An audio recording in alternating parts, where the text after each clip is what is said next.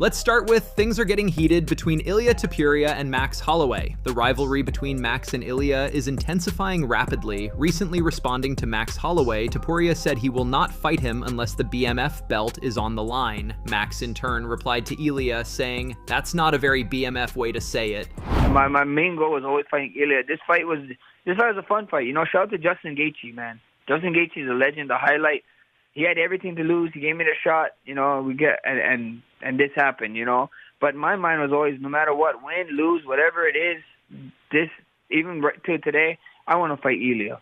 You know, I've been people always ask me, what is your thoughts on Ilia? And the only thing that comes to my mind is, you know, it's questionable. You know, the dude is super questionable. Every other 145 contender that they wanted to fight Volk, they went through me. They fought me, or they had to fight me, and that's one guy that they eluded me. I don't know how, I don't know why, but he did, and he got the title shot. So, you know, and he beat a guy that I couldn't figure out. You know, he fought the guy once, I fought the guy 3 times. I saw him say that slick stuff.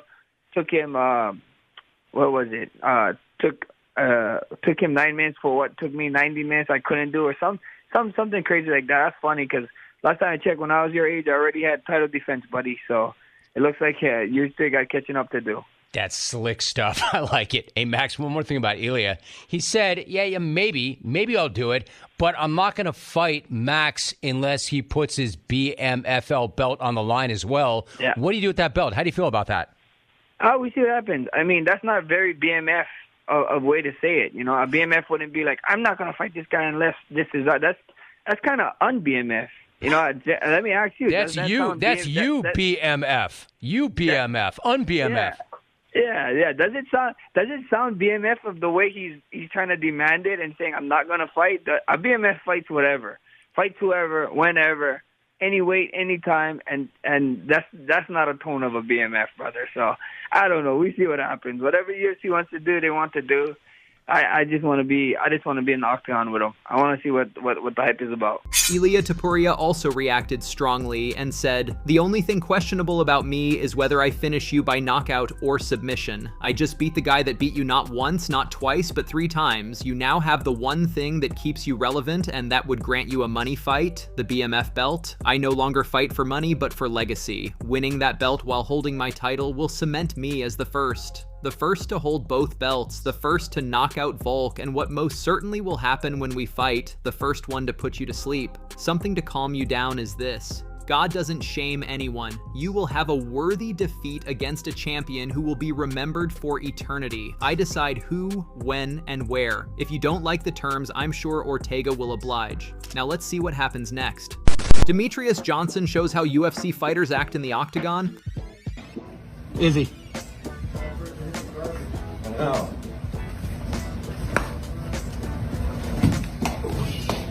Sean O'Malley.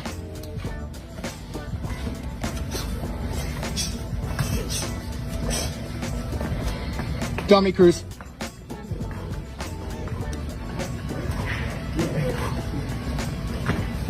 Habib.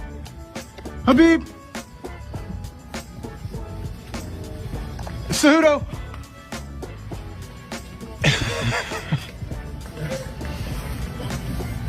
Strickland. Oh. Poirier.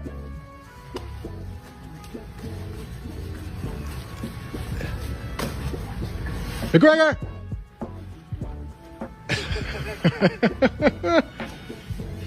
Money Mouth. Aljamain Sterling claimed he had the most dominant performance on UFC 300. Our fight on that particular night of UFC 300 was not the most entertaining, but it was the most dominant fight I think you could have possibly looked at from the entire card from top to bottom. I think I'm arguably the top 3 most dominant on that entire fight card. So when you look at that, I think to keep it in perspective is you got a guy who's on average lands, I think, about 4 or 5 strikes per minute, like significant strikes, who was reduced to about 0.5 or something like that. Over 15 minutes. A guy who went tooth and nail with Calvin Kattar. A guy that went toe-to-toe with Giga Chikadze. arguably won against Josh Emmett, had a great performance against a guy who's knocking guys out left and right in Dan Ige, knocked out Shane Burgos, TKO'd Andre Fili. Like, his resume of how dangerous he is goes on and on and on. Moicano refused to fight Max Holloway due to fear. Recently, Moicano appeared in a video on his own YouTube channel where he denied accepting a fight against Max Holloway. So, I saw a lot of comments, people asking me, do you wanna fight Max Holloway? Hell no, my brother. I don't wanna fight Max Holloway. I'm good. Max Holloway would beat me up. But being serious, if they offer me the fight, of course I would get the fight. Would be an honor fight Max Holloway, but it's tough. We have to be real. We are not on the same level. I'm still chasing the gold. I'm still chasing. I'm trying to step up and fight the best of the division. But let's be honest, Max Holloway is already a legend, former champion, one of the best champions in the UFC. I have to fight somebody like Dariush or Paddy Pimblett. That's the fight to make. That's the real thing to do. But if Max Holloway does that against Manny Moicano, I go over there and knock him out, my brother. Don't count me out. All jokes aside, of course it will be an honor to fight Max Holloway, but like I say, that's not happening. So I like to watch and see what he's going to do next. Mally reveals how he met Tim Welch. There was a guy named Tim Welch who was from Great Falls, an hour away from me, who was fighting on Bellator. So he was fighting on TV, and I'm like, this guy's living in Montana, and that's fucking crazy. But he was living in Phoenix. He moved down here to train, and he went back to Great Falls to commentate a fight. And I was 18 years old, and I armbarred this kid. And Tim, after the fight's like, yo, if you want to train at a real gym, you can come down and check it out. A couple weeks later, flew down to Phoenix and trained for 10 days, got my ass whooped literally every day, cried every single day. Because I didn't realize the levels of this shit. Because I'm in Montana beating these dudes' asses. And then I come to Phoenix, I'm like, damn, I'm not where I thought I was. So we trained for 10 days, went back to Montana, saved up $2,000. I worked full-time, saved up money, packed my car, my Nissan, 2006 Nissan Altima, still got it. Drove down 20 hours by myself, and Tim and I ended up getting an apartment together. And now he's my coach, best friend, and we're here.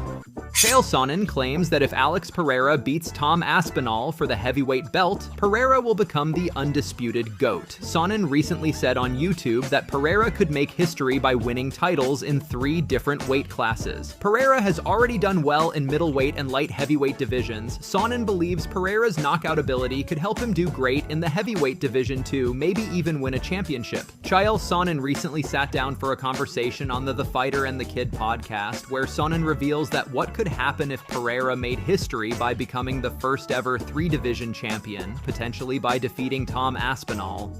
If he became champ, and he is the first person ever that could actually do it, where we stand back and go, yeah, he actually might be able to. Best shot, yep. If he did that, we're not having a conversation on who the GOAT is. We will just refer to him as the GOAT. And to refer to a guy who, what we thought we knew back in 1993, he breaks all these rules and we have to stand back and say, and you're the GOAT, he might be.